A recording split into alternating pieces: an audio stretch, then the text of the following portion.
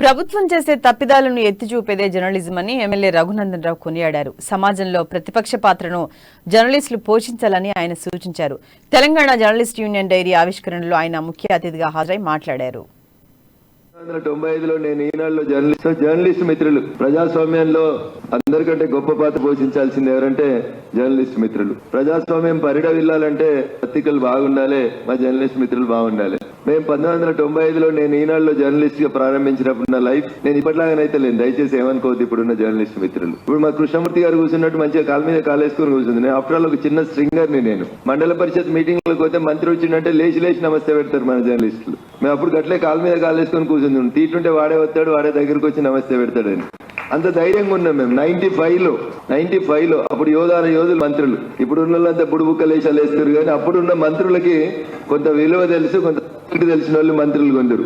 ఆ రోజులలో కేసీఆర్ గారు, కర్ణం రామచంద్రరావు గారు అట్లాంటి వాళ్ళు మా జిల్లా నుంచి ప్రాతినిధ్యం వహించేటువంటి వాళ్ళు వస్తే కూడా మేమేం పెద్ద భయపడకపోదు. ఇప్పుడు దురదృష్టం ఏమైందంటే మనోళ్ళే పోయి దర్వాజా తీస్తున్నారు, మనోళ్ళే పోయి దర్వాజా లేచేదాకా జర్నలిజం విలువని తగ్గిస్తా ఉన్నారు. ఇక్కడనే పంచాయతీ స్టార్ట్ అవుతుంది. అందుకే వాళ్ళకంత ధైర్యం వచ్చింది. ఏమని 5 కిలోమీటర్ల లోపలికి పొంద పెడతా అన్న సపోర్ట్ వస్తలేదు, యాజమాన్యాలు మాట్లాడతలేవు, కంట్రిబ్యూటర్లు మాట్లాడలేనటువంటి స్థితి ఉంది. బాగా ఊదితేనే బతకొచ్చు అనేటువంటి పరిస్థితికి జర్నలిస్ట్ మిత్రులు వచ్చారు. ఇది దురదృష్టకరం. డెమోక్రసీలో భారతదేశానికి స్వతంత్రం వచ్చినాక భారత రాజ్యాంగం అమల్లోకి వచ్చిన తర్వాత ఈ దేశ తొలి ప్రధానిగా జవహర్ లాల్ నెహ్రూ ఉన్నప్పుడు నెహ్రూ గారికి పార్లమెంట్ లో ఒక రోజు ఒక డౌట్ వస్తుంది. అటు పక్కన జయప్రకాష్ నారాయణ గారు అనుకుంటా ప్రతిపక్ష నాయకుడిగా ఉంటాడు. ఒకరోజు నెహ్రూ గారు అడుగుతారు, మీరు పట్టుమని 10 మంది లేరు, మేము ఏం చేసినా మీరు దానికి నెగటివ్ మాట్లాడుతూ ఉన్నారు, అసలు మీ ఆలోచన విధానంలోనే ఎక్కడో పొరపాటు ఉన్నట్టుంది, ఏంది మీ ఉద్దేశం ఏంది అని చెప్పి ప్రతిపక్ష నాయకుని ఉద్దేశించి దేశ తొలి ప్రధాని జవహర్ లాల్ నెహ్రూ గారు అడిగితే అప్పుడున్నటువంటి ప్రతిపక్ష నాయకుడు చెప్పిన సమాధానం ఏంటంటే, సార్ మీరు మాట్లాడిన ప్రతి మాటకి బల్లలు జరచడానికి మీ వెనకాల ట్రెజరీ బెంచ్ సభ్యులు ఉంటారు సార్. మేము ఒక్కరమున్నా, ఇద్దరమున్నా, 5గురమున్నా మేము ప్రజల పక్షాన మాట్లాడాలనే ప్రజలు మమ్మల్ని గెలిపించి పంపించారు సార్.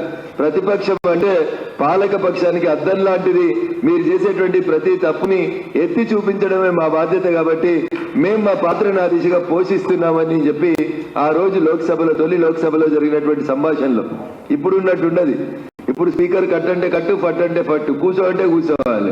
అటు దిక్కున్నకు అనుకూలంగా మాట్లాడితేనే ఇటు దిక్కు మైక్ ఆన్ ఉంటుంది, లేకపోతే మైక్ ఆన్ ఉండదు. అట్లా అప్పుడు ఆ రోజులలో తొలి దేశ ప్రధానిని విమర్శిస్తే కూడా వారంతా పాజిటివ్ గా తీసుకొని సభల్ని ఉందాగా నడిపినటువంటి రోజులు.